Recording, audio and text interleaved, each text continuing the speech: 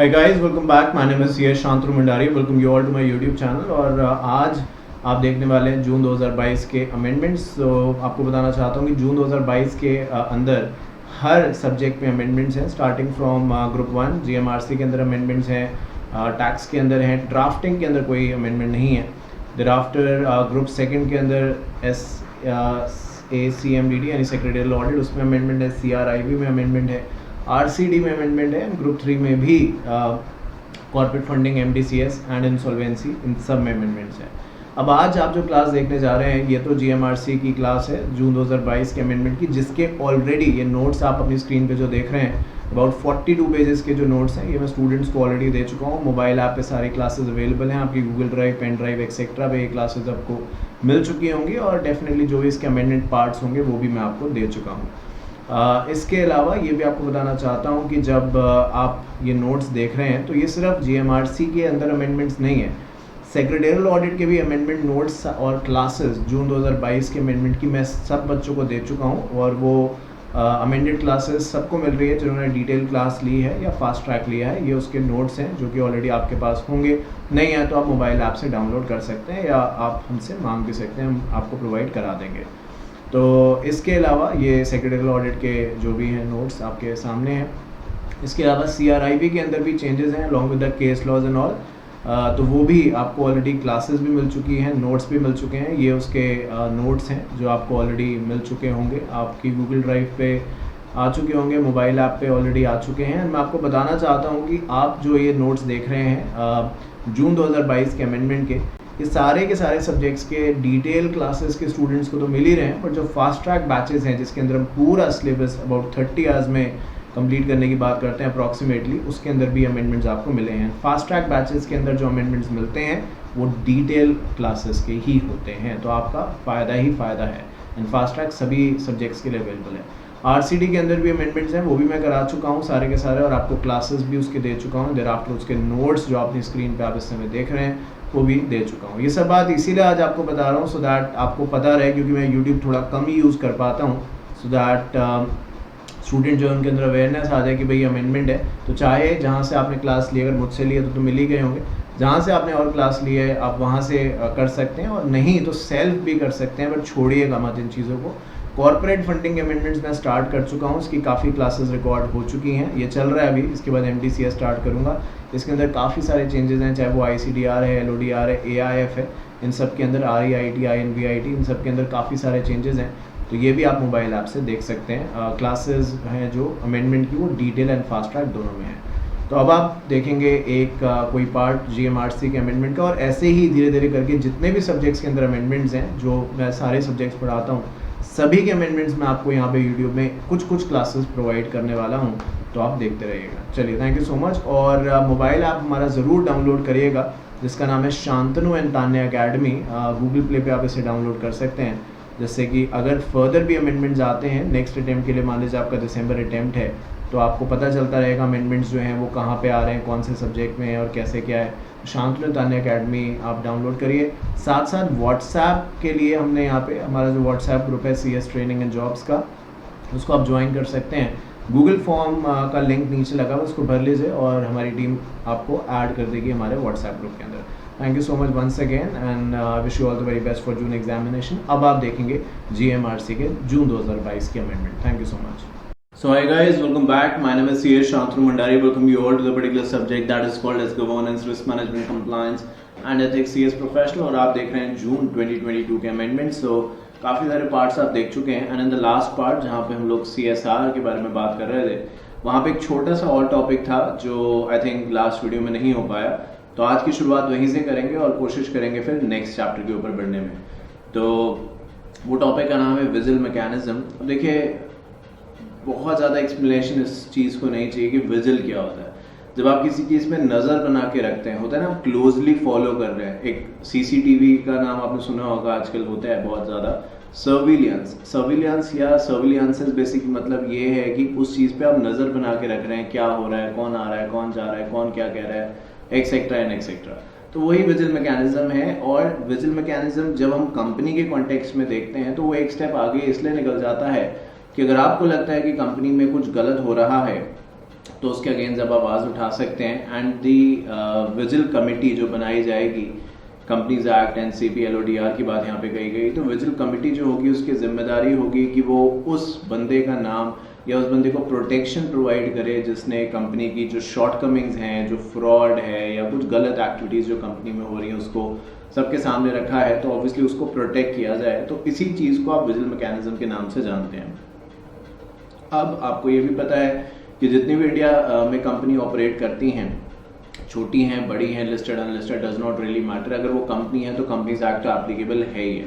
But then if you talk about SEBI LODR जो कि सिर्फ और सिर्फ लिस्टेड कंपनीज के ऊपर एप्लीकेबल है या उनकी ऑब्लिगेशंस है, तो विजिल मैकेनिज्म को लेके इनकी राय जो है वो थोड़ी सी आपस में डिफरेंट है। बाकी काफ़ी सारी चीज़ें सेम है बट थोड़ा कहीं ना कहीं डिफरेंस है। तो आइए देखना स्टार्ट करते हैं और देखते हैं विजिल मैकेनिज्म को लेके कैसे SEBI LODR and companies act में डिवीजन है। तो पहले कंपनीज एक्ट की तरफ से बात स्टार्ट करते हैं। तो कहते हैं कि सेक्शन 177 जो है कंपनीज एक्ट का, अलॉन्ग विद द रूल्स, ये विजिल मैकेनिज्म के बारे में बात करता है। जबकि अगर सेबी एलओडीआर की बात करें तो वहाँ पे रेगुलेशन नंबर 22 है। मैंने आपसे पहले भी ये बात कही थी प्रीवियस क्लासेस के दौरान कि आज का इस समय का जो कंपनीज एक्ट है, जो कंपनीज का कानून है, इट इज़ वेरी अनलाइकली कि कोई सिर्फ कंपनीज एक्ट का बेयर एक्ट ले ले और पढ़ ले, उसको पॉसिबल नहीं है। बिकॉज हर दूसरी लाइन पे तो रूल्स का रेफरेंस है। अब आप देखें यहाँ पे लिखा है section 177 but then it has to be read in conjunction with some rule, that is rule number 7। तो इस तरीके से कहीं ना कहीं हमें इन कंजंक्शन या हार्मोनाइजेशन के तौर पे acts as well as rules दोनों को मिला के पढ़ना होगा, तभी प्रॉपर इंटरप्रिटेशन आएगी अगर आप बेयर एक्ट की रीडिंग कर रहे हैं।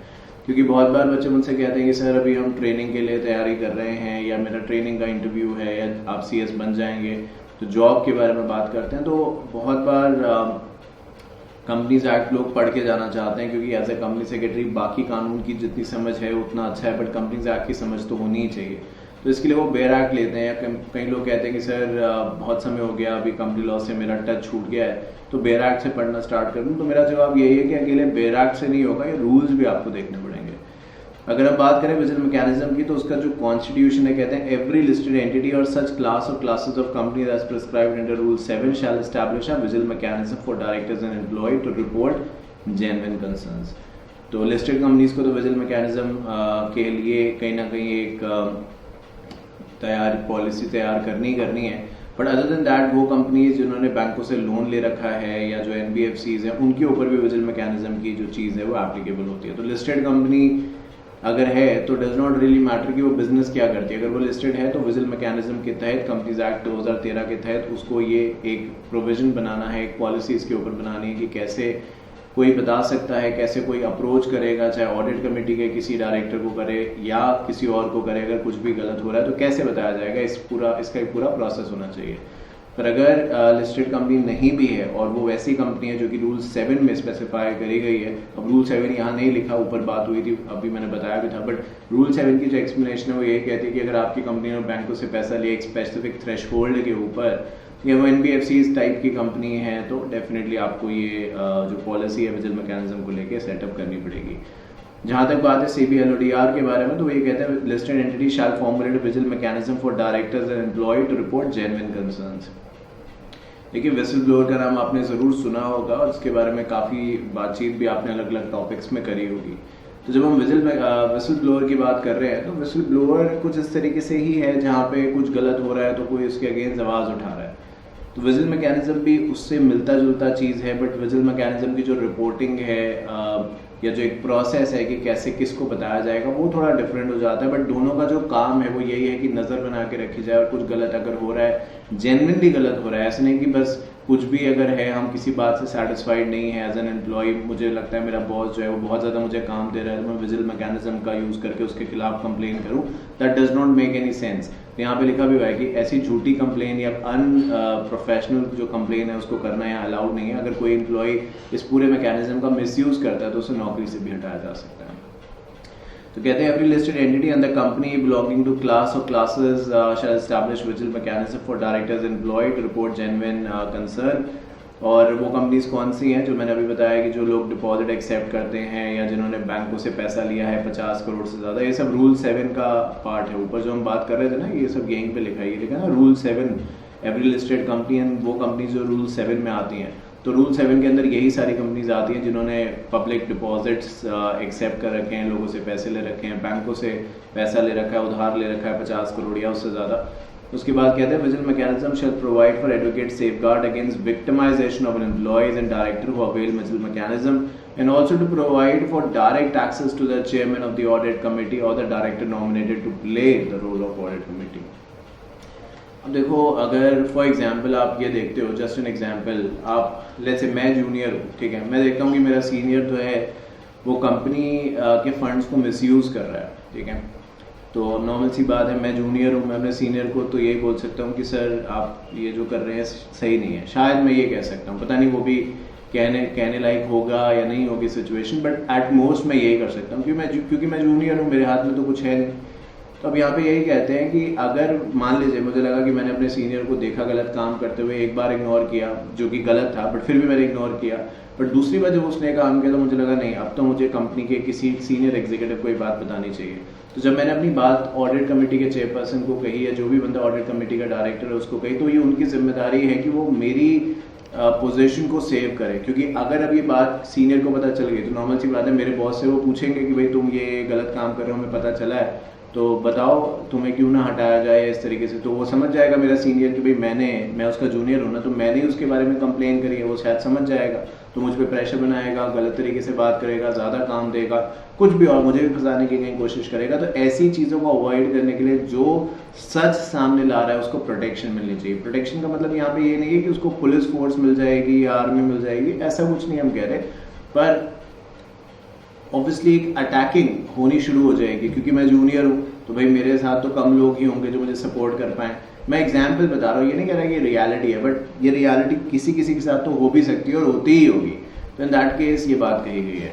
इन case of repeated frivolous complaints, मतलब झूठी कंप्लेंट, मान लीजिए मैं अपने सीनियर को फंसाना चाहता हूँ, फर्स्ट केस में जो अभी मैंने बोला उसमें तो जेन्युइन बात थी, बट अब मैं जानबूझ के उसको फंसाना चाहता हूँ, उसके खिलाफ कोई भी गलत सलत कंप्लेन कर रहा हूँ, तो कहते हैं कि जो ऑडिट कमेटी अभी तक आपके सपोर्ट में थी, जब आप सही काम कर रहे थे एज ए जूनियर, जब आप सही काम कर रहे थे, तो ऑडिट कमेटी का जो डायरेक्टर चेयरपर्सन था वो आपको बचाने की कोशिश कर रहा था। बट अब जब आप अपने सीनियर्स पे झूठे इल्ज़ाम लगा रहे हो, गलत इल्ज़ाम लगा रहे हो, तो ये भी हो सकता है कि ऑडिट कमेटी जो अभी तक आपको प्रोटेक्शन दे रही थी अब वो आपके अगेंस्ट हो जाए, और हो सकता है उस जूनियर को जो गलत या झूठी कंप्लेन फाइल कर रहा है अपने सीनियर्स के खिलाफ, बैड इमेज बनाने की कोशिश कर रहा है, इमेज खराब करने की कोशिश कर रहा है, हो सकता है उसको जॉब से भी हटा दिया जाए।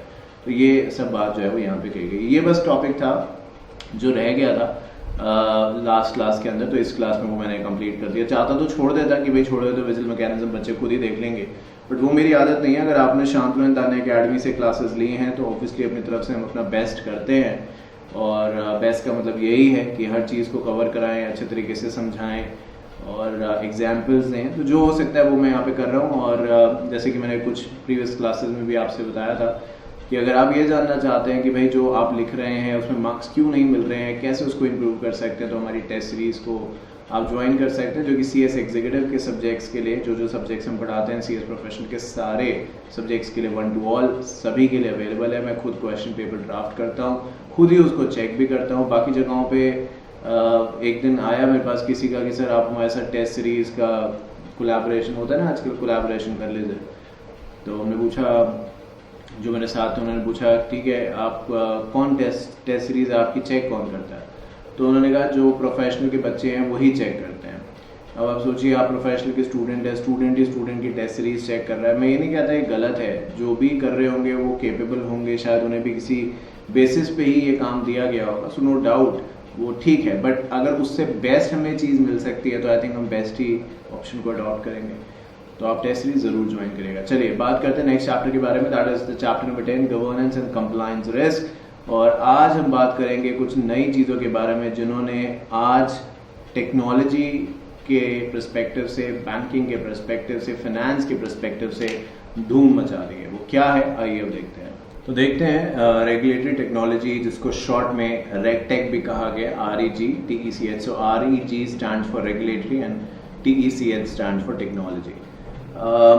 देखिए जो लिखा है वो तो मैं बताऊंगा ही, पर आजकल इंटरनेट की जो सुविधा है, फैसिलिटी, उससे ज़िंदगी काफ़ी हद तक आसान हुई है।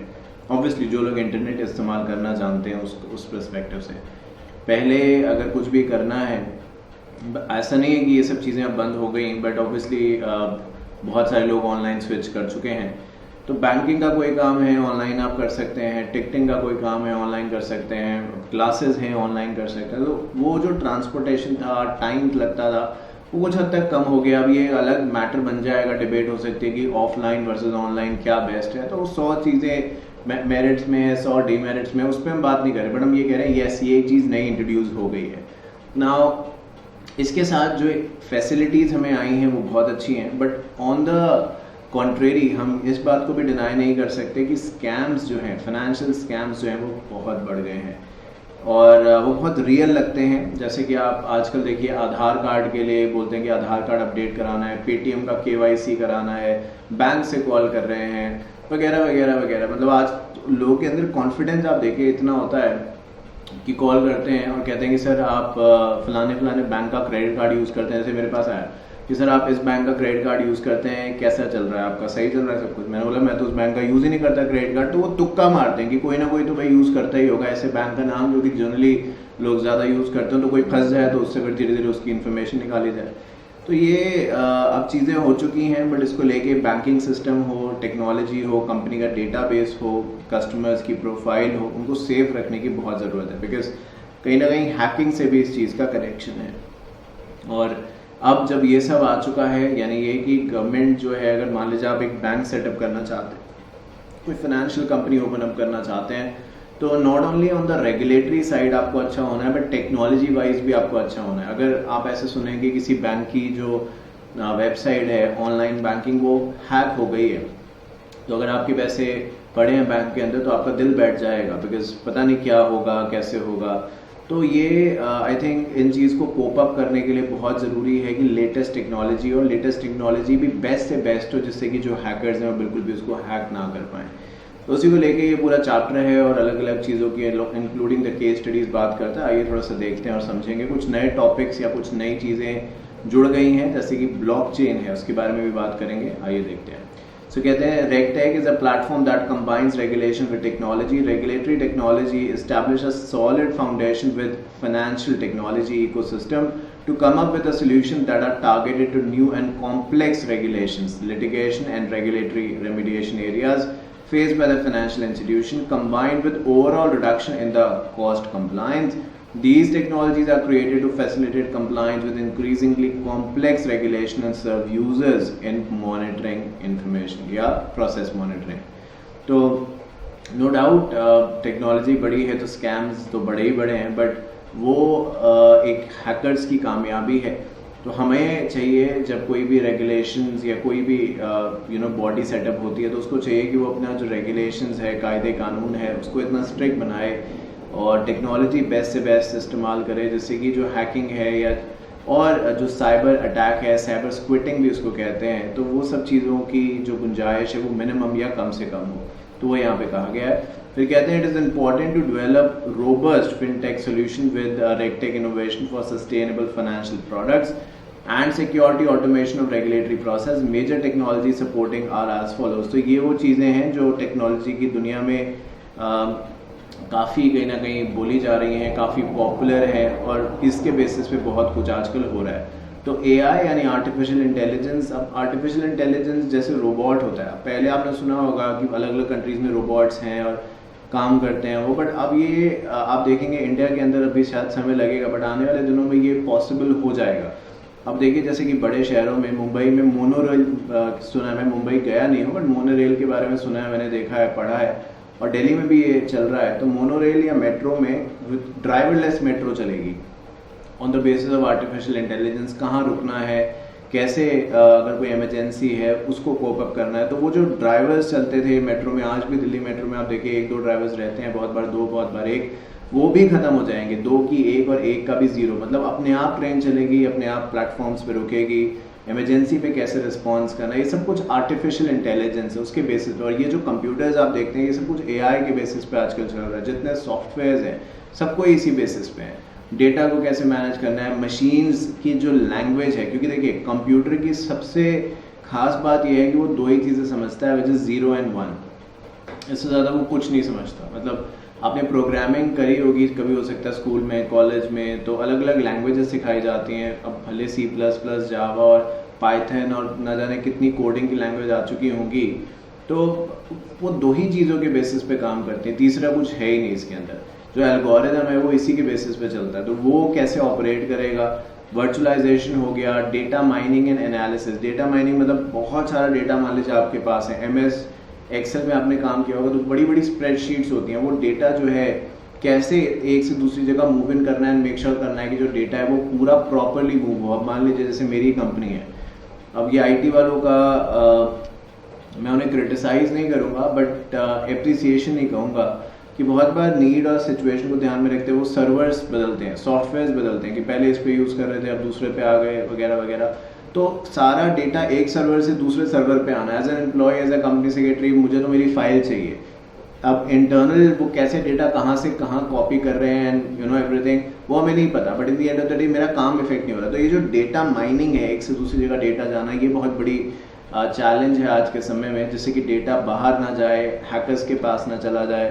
तो ये सब चीज़ें भी इसका पार्ट है। प्लस एप्लीकेशन है, क्लाउड कंप्यूटिंग है। अपने ऑफिस में हमारे में एक Citrix करके, बहुत पुराना हो गया, पिछले 10 साल से हम उसको यूज़ कर रहे हैं, अभी रिसेंटली उन्होंने एक चेंज किया है इस पर, बट वो भी क्लाउड कंप्यूटिंग। क्लाउड कंप्यूटिंग क्या है, जैसे मैं आपको बताया था प्रीवियस क्लास में, मैं बाहर हूँ और पिछले 2 साल से मैं ऑफिस भी नहीं जा रहा, क्योंकि ऑब्वियसली वर्क फ्रॉम होम चल रहा है। तो ये सब हम लोग अपने घर से कर रहे हैं, और आई एम श्योर आप भी ट्रेनिंग वगैरह कर रहे हैं, अपने घर में कोई होगा तो वो भी घर से काम कर रहे होंगे, बट हमारा क्लाउड कंप्यूटिंग है।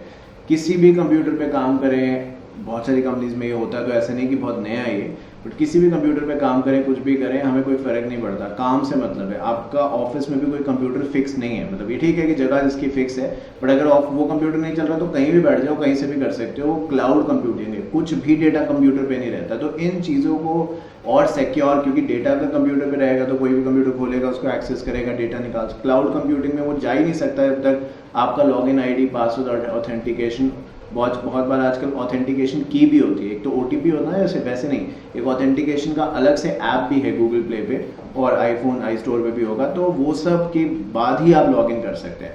ब्लॉकचेन एक ऐसी टेक्नोलॉजी है जिससे कि जो डेटा है वो किसने किसको दिया है। जैसे आपने बिटकॉइन, क्रिप्टो करेंसी के बारे में सुना होगा, तो किसने किससे क्रिप्टो करेंसी खरीदी है, उसने आगे किसको बेची है, इसके ब्लॉक्स बनते रहते हैं। ब्लॉक्स मतलब पूरी इन्फॉर्मेशन एक जगह स्टोर रहती है, और नियर टू इम्पॉसिबल होता है उस इन्फॉर्मेशन को चेंज करना। और अगर मान लीजिए जो बिटकॉइन है उसकी ट्रांजैक्शन बहुत हो चुकी, मैं अब तो आपको बिटकॉइन, क्रिप्टो करेंसी के बारे में काफ़ी सुना होगा आपने, लाखों लोगों ने, ये मैंने खरीदा, उसको बेचा, उसने आगे बेचा, उसने आगे, तो ऐसे बहुत सारे ब्लॉक्स बन गए। अब मान लो 1 लाख लोगों ने वो ट्रांजैक्शंस करी है, तो सभी के ब्लॉक बने हुए हैं। आप एक को भी चेंज करोगे तो फिर पता चल जाएगा कि एडिट किया है। और दूसरी बात ये, जब आप कोई भी ब्लॉक चेन में कोई भी ब्लॉक का डेटा एडिट करते हो, तो आप ऐसे अगर एडिट करोगे तो सारे लोगों को, वो एक ऐसी फाइल है जो सबके पास होती है, जितने भी लोग उसके अंदर इन्वॉल्व है, सबको पता चल जाता है कि यहाँ कुछ एडिटिंग हुई है। और जब तक मैक्सिमम लोग अपना कंसेंट नहीं देते, तब तक आप एडिट नहीं कर सकते। तो that is called as blockchain. तो ये सब टेक्नोलॉजी जो है, जो आ चुकी है, जिससे कि जो डेटा है उसके ऑल्टरेशन की जो चांसेस हैं, मैं ये नहीं कहूँगा जीरो है, but yes, next to impossible है। तो various advantages of regulatory technologies: remain compliant with the regulations, simplify data, real-time reporting, data analysis, fraud risk management, identification of fraud। तो जितनी भी आप बात करेंगे, आप देखिए 2 बार एक ही पॉइंट रिपीट हुआ, एक बार फ्रॉड एंड रिस्क मैनेजमेंट कहा, एक बार आइडेंटिफिकेशन ऑफ फ्रॉड का। तो फ्रॉड अगर कम होगा तो हम ज़्यादा रिलायबल, या आप कह सकते हैं ज़्यादा कॉन्फिडेंट रह पाएंगे, बाकी चीज़ों में फोकस कर पाएंगे। तो फ्रॉड ढूंढने में ही समय चल जाता है, पता ही नहीं चल रहा कहाँ पे हुआ है फ्रॉड, कैसे हुआ है, कैसे नहीं। तो ये सब चीज़ें कुछ फ़ायदे हैं जो कि एक रेगुलेटरी टेक्नोलॉजी या रेगुलेटरी टेक कंपनीज़ को मिलते हैं अगर वो ये सब चीज़ें इस्तेमाल करती हैं। Coming to the case studies, PNB scam कोई नया नहीं है, बट इसके अंदर एक रिपोर्ट मुझे याद है, ये जब ये स्कैम हुआ था तब भी मैंने न्यूज़ में कहीं सुनी थी, तो मुझे लगा आपको भी बताऊं। PNB का स्कैम, नीरव मोदी के ऊपर आप सभी जानते हैं कि क्या हुआ है, क्या नहीं, डायमंड का बिजनेस था। इसको लेके मैंने जिक्र भी किया था शायद प्रीवियस अमेंडमेंट्स में, प्रीवियस टर्म के अमेंडमेंट्स में, बट फिर भी बता देता हूँ। इसको लेके मनी माफिया डिस्कवरी प्लस पे बनी है, वो एक डॉक्यूमेंट्री टाइप है, वो आप देख सकते हैं, पूरा एक्सप्लेनेशन है उसकी कैसे क्या हुआ। नीरव मोदी, मेहुल चौकसी, इसके बारे में आपको वहाँ पे भी और इन्फॉर्मेशन मिल जाएगी जो इंटरेस्टिंग भी लगेगी। नेटफ्लिक्स की भी एक वेब सीरीज़ आई है, मैंने कुछ समय पहले, काफ़ी टाइम हो गया, यूट्यूब पे कम यूट्यूब में यूज़ कर पाता हूँ ऑफिस की वजह से, टाइम नहीं मिल पाता, पर मैंने ये देखी चीज़ें तो मुझे लगा आपको भी जाननी चाहिए। तो वहाँ पे एक बिग बॉयज़ बिलेनियर करके नेटफ्लिक्स की भी वेब सीरीज़ है, 4 आई थिंक 2-2.5 घंटे के आसपास की है, जिसमें 40-50 मिनट की एक स्कैम को कवर किया गया। उसमें विजय माल्या भी हैं, उसमें सहारा के सुब्रत रॉय भी हैं, उसमें ये भी हैं नीरव मोदी भी हैं कि कैसे इन्होंने अपना बिजनेस स्टार्ट किया और किस स्टेज से आगे बढ़े। और सबसे इंटरेस्टिंग चीज़, ये सब तो छोड़िए, पीएनबी में स्कैम हुआ, आपको पता है जब पीएनबी में स्कैम हुआ 2018 के आसपास, उससे पहले जो यहाँ पे रिपोर्ट न्यूज़पेपर्स की क्लिपिंग ली है, पीएनबी को लगातार पिछले 3 साल यानी 2015, 2016, 2017 बेस्ट विजिलेंस का अवार्ड मिला था। मतलब कि पीएनबी जैसा बैंक तो भाई कोई है ही नहीं। पीएनबी जिस तरीके से सारे रूल्स रेगुलेशंस को फॉलो करता है, उस जैसा बैंक तो इंडिया में कोई है नहीं। और ये 1 साल नहीं, 2 साल नहीं, लगातार कॉन्सिक्यूटिवली 3 साल तक पीएनबी को बेस्ट बैंक का अवार्ड मिलता गया, और उसके बाद उसके अंदर ही स्कैम हुआ। तो अब सोचिए कि कहते हैं कि all that glitters is not gold, यानी हर चीज़ जो दूर से चमक रही है वो सोना नहीं होती, तो वही चीज़ यहाँ पे भी है। अब ठीक है, मतलब बहुत बार जब ये सब चीज़ें आती हैं तो हम नेताओं को सुनते हैं न्यूज़ में एक दूसरे से लड़ते हुए कि तुम ये हो वो, उससे कुछ हासिल होता नहीं है, क्योंकि एक पॉलिटिकल पार्टी ये कहती है ये तो तुम्हारे टर्म में हुआ था, दूसरी ये कहती है तो तुम्हारे टर्म में भी तो हो रहा है। तो इन दी एंड उससे एक आम इंसान को तो खास कुछ समझ में आता नहीं है, वो एक एंटरटेनमेंट का सोर्स ज़्यादा है, और उससे कुछ हल निकल पाए इसके चांस बहुत कम होते हैं। On 14 February, PNB revealed that fraudulent transaction by billionaire jeweler Nirav Modi and related entities 110 billion rupees की, जिसको 1.7 बिलियन डॉलर्स भी कहा जाता है। इसके मुख्य आरोपी की जो अक्यूज थे वो थे डिज़ाइनर नीरव मोदी और उनके बेसिकली मैटरनल अंकल, जिनका नाम था मेहुल चौकसी। हाल फिलहाल में वीडियोस भी वायरल हुई थी कि कुछ भूल गया कौन से देश में है वो, जमैका में है, कहाँ पे है, पुलिस ने बहुत मारा या बहुत पता नहीं क्या, मतलब मैं भूल गया, एक इस तरीके से कि क्रूज़ में थे वो और उसके बाद किसी दूसरे कंट्री में आ गए, वहाँ की पुलिस ने पकड़ लिया, जो भी है। बट फिलहाल जब मैं आज आपसे बात कर रहा हूँ ये दोनों इंडिया में नहीं है। इनकी कोई फ़ोटोज़ लंदन में नेटफ्लिक्स और ये जो आपको बताया मनी माफिया, इनमें इनको दिखाया गया है कि ये सब ऐसे ही घूम रहे हैं बाहर, पर अभी लाए नहीं गए हैं या लाया नहीं जा सका है, आई डोंट नो, बट अभी तो इंडिया में नहीं है ये। Nirav Modi and his relative escaped in India in 2018, days before the scam became public. Nirav Modi and the companies linked to him colluded with bank to get guarantees in the LOU to help fund buyers credit from overseas bank. Multiple fake LOU were opened in the favor of branches of Indian bank for import of pearl. Pearl मतलब मोती। तो LOU से सारा business, आप international trade letter of undertaking अलग अलग होते हैं, इसके ऊपर बहुत बात करिए, एग्जीक्यूटिव में भी है ये। तो लेटर ऑफ अंडरटेकिंग से जो भी इंटरनेशनल बिजनेस होता है जनरली लेटर ऑफ अंडरटेकिंग के जरिए किया जाता है। इसके भी लेटर ऑफ अंडरटेकिंग के अलग अलग टाइप्स होते हैं। तो खैर वहाँ ना जाते हुए हम अगर यहाँ पे बात करें, अलग अलग लेटर ऑफ अंडरटेकिंग ओपन किए और लोग बैंकों से पैसा लिया और अपनी फेक कंपनीज बनाई बाहर के देशों में, तो यहाँ से पैसा लिया और बाहर की अपनी फेक कंपनीज जो थी उन्हीं को देते गए, और इस तरीके से ये जो स्कैम हुआ, जब पकड़ा गया तो स्कैम का नाम दे दिया, उससे पहले ये बिजनेस ही था। तो अब यहाँ पे बस मेरा तो यही क्वेश्चन है, क्योंकि इससे ज़्यादा और कुछ नहीं है, यहाँ पे बस यही कहा गया कि ये मिसमैनेजमेंट था। पर मैं तो नीरव मोदी को इस तरीके से देखता हूँ कि वो बहुत चालाक थे, वो बिजनेसमैन है, और बिजनेसमैन तो हमेशा रूल्स के अंदर लूप होल्स ढूंढता है, तो वही उन्होंने किया। बट फेलियर ये गवर्नमेंट का है, पीएनबी, आरबीआई बहुत बार बोलता है कि जानकार बनिए, सतर्क रहिए। मुझे लगता है आरबीआई को जानकार और सतर्क होना चाहिए सबसे ज़्यादा, क्योंकि जितने स्कैम्स हो रहे हैं, ऐसा नहीं है कि इंडिया एक ऐसी दुनिया की कंट्री है जहाँ स्कैम्स हो रहे हैं तो हमें वरिड होना चाहिए, हर जगह ही हो रहे हैं। पर ये है कि हमें सीखना चाहिए इन सब चीज़ों से, क्योंकि ये कोई पहला स्कैम नहीं हुआ है। अभी रिसेंटली भी हुआ था, एडीजी शिपयार्ड करके, उसने भी बहुत बड़ा स्कैम किया है। मतलब स्कैम तो वो बहुत पहले का है, बट अब रिपोर्ट हुआ है क्योंकि सीबीआई ने उसकी कंप्लेंट दर्ज ही नहीं करी थी, इन्वेस्टिगेशन शुरू नहीं करी, तो अब वो सामने आया है। तो मतलब बहुत अलग अलग बातें हैं, और इन सब चीज़ों को हमें डिस्कस करना चाहिए, ना कि इन चीज़ों को किसी उससे जोड़ना चाहिए कि भाई तुम इस पार्टी, होता है ना बहुत बार, आप किसी से डिस्कशन करना शुरू करिए तो वो फिर रिलीजन को बीच में ले आएगा या ऐसी कोई बात कहने लगेगा, तो ये बातें फिर पीछे छूट जाती हैं। तो आई थिंक हमें नॉलेज इकट्ठी करके इन सब चीज़ों का सोल्यूशन निकालना चाहिए। आप पूछें कि सर आप इतना बोल रहे हैं, आप ही बताइए सोल्यूशन क्या है। देखिए कोई एक सोल्यूशन नहीं, आप यहाँ पे पढ़ेंगे तो यहाँ पे नीरव मोदी के साथ साथ पीएनबी का भी बहुत सारा स्टाफ इन्वॉल्व था फॉर श्योर, आरबीआई का भी। और इसलिए पीएनबी के ये स्कैम सामने आ पाए क्योंकि पीएनबी में दो जो लोग थे, मेन लोग थे जो ये इन्वॉल्व थे, उनमें से एक रिटायर हो गए। तो जब दूसरा आया उसने उसको हिस्सा नहीं मिल रहा होगा, तो भाई उसने कहा मैं फिर ये रिवील करता हूँ। तो जब बात खुली तो दूर तक गई, दूर फंसे। बट वही है कि अल्टीमेटली पब्लिक के जो पैसा उसका नुकसान हुआ, नीरव मोदी को या विजय माल्या को या इन सबको कुछ नहीं हो रहा, सुब्रतो रॉय है, कुछ नहीं हो रहा उनको। The case was result of mismanagement from internal regulatory bodies with in PNB itself and not from the side of Reserve Bank of India. This is not only the instance in itself where the public sector have failed to perform their duties. क्या लिखा है? Failed to perform their duties and therefore major changes need to be incorporated in the regulatory mechanism. तो जो हुआ सो हुआ। अब तो यही है कि और सावधानी बरती जाए, ऐसे इंस्टेंस ना हो, क्योंकि येस बैंक नीचे से नज़र आ रहा है तो वहाँ भी कुछ ना कुछ स्कैम हुआ ही है। क्राइसिस के बारे में बात करी गई है। अब जब ये हो गया पीएनबी का, तो कहते हैं कि अब हमने बैंकिंग को रिलेट कर दिया है, जो पहले इंटर रिलेटेड नहीं था। स्विफ्ट कोड होता है, जब भी आप कोई इंडिया के बाहर पैसा भेजते हैं स्विफ्ट कोड के जरिए भेजा जाता है, जो कि पहले इंटीग्रेटेड नहीं था। तो कहते हैं अब उसको हमने इंटर रिलेट कर दिया है, रियल टाइम इन्फॉर्मेशन पास हो जाएगी और कोई भी ऐसा अपराधी जो ऐसे स्कैम करता है, देश छोड़ के भाग जाता है, वो ऐसा ना कर पाए। इस चीज़ को ध्यान में रखते हुए इंडियन गवर्नमेंट ने एक नया कानून भी बनाया, fugitive offenders economic offender act 2018 से लागू भी है। बस यही है। येस बैंक के बारे में बात करते हैं। हाल फिलहाल में न्यूज़ में येस बैंक था और ये भी एक ऐसा बैंक था जिसने, मैं ये तो नहीं बोलूँगा कि मतलब बहुत बड़ा बैंक है कुछ ऐसे, बड़ी एक क्वेश्चन मार्क ज़रूर पैदा कर दिया था लोगों के दिमाग में कि क्या हो रहा है इंडियन इकोनॉमी में, बैंकिंग सेक्टर में स्पेशली। तो येस बैंक का जिन्होंने बनाया था येस बैंक, यहाँ पे लिखा है राणा कपूर, अशोक कपूर।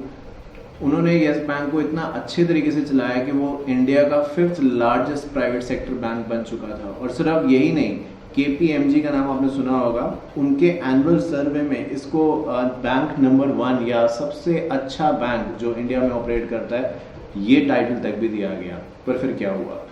तो यहाँ पे हुआ ये कि जो ये है राणा कपूर, जो पब्लिक डोमेन में स्टोरी है मैं आपको वही बता सकता हूँ, इंटरनली तो गेस वर्क होगा और एग्जाम में मैं नहीं चाहता आप कुछ भी गेस करें। तो जो पब्लिक डोमेन में वो ये कि इन्होंने RBI से NPAs छुपाए अपने और बहुत केयरलेस तरीके से लोन देते गए।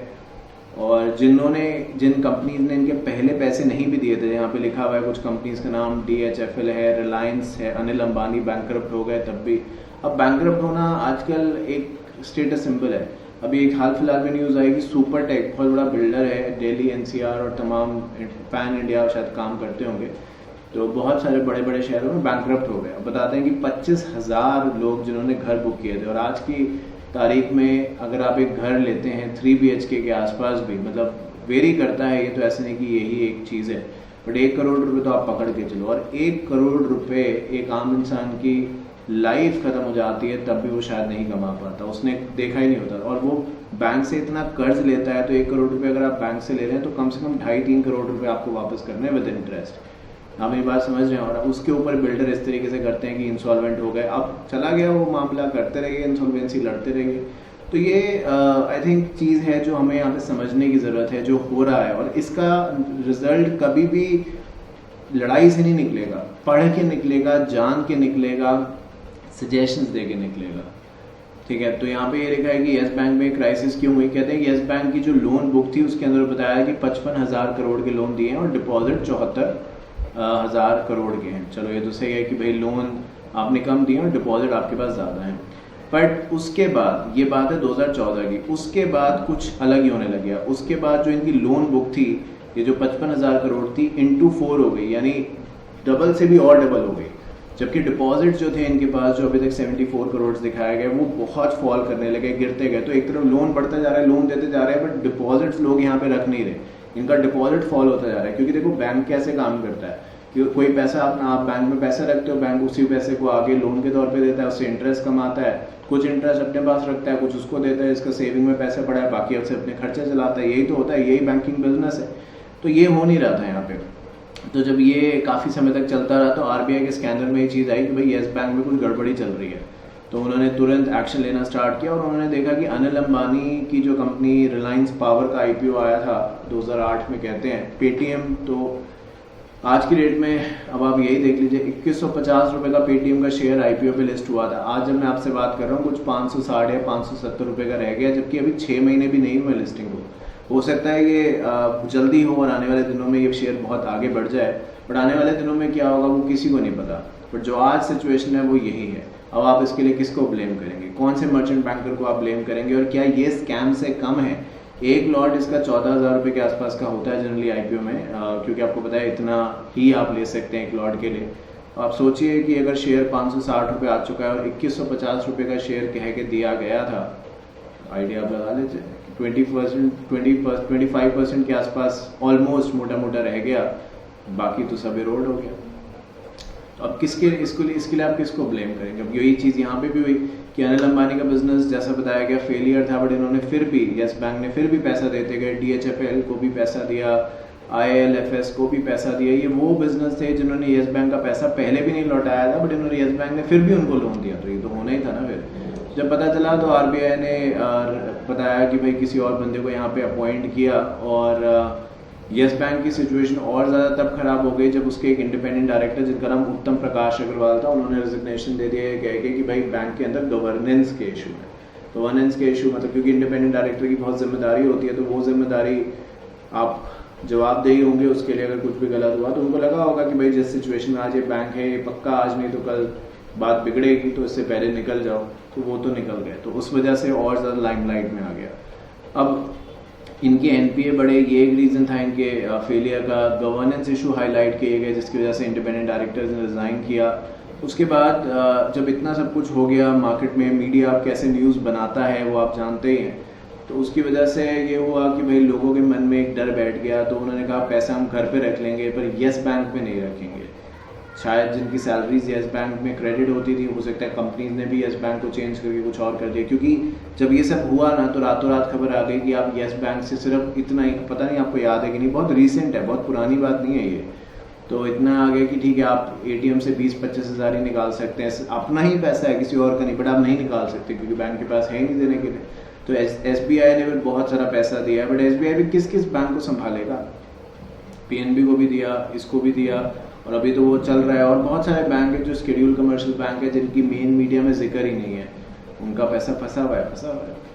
फिर RBI ने इस चीज़ को लेके क्या किया, कहते हैं RBI ने येस बैंक को टेक ओवर कर लिया और फिर मॉनिटरियम लगा दिया, लेंडर्स को पैसा कहते हैं कि थोड़ा थोड़ा रुक करके देंगे, और फिर RBI ने स्कीम बनाई रिकंस्ट्रक्शन की। और जैसे कि मैंने आपसे कहा कि SBI ने सोचो 49% इस हिस्सा इसके अंदर खरीदा, तो ये बच पाया, इसका सर्वाइवल हो पाया, नहीं तो ख़त्म थे पैसे।